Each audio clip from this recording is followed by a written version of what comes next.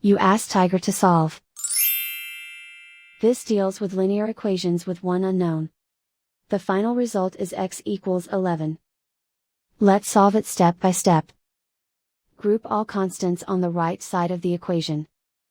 Subtract 9 from both sides. Simplify the arithmetic.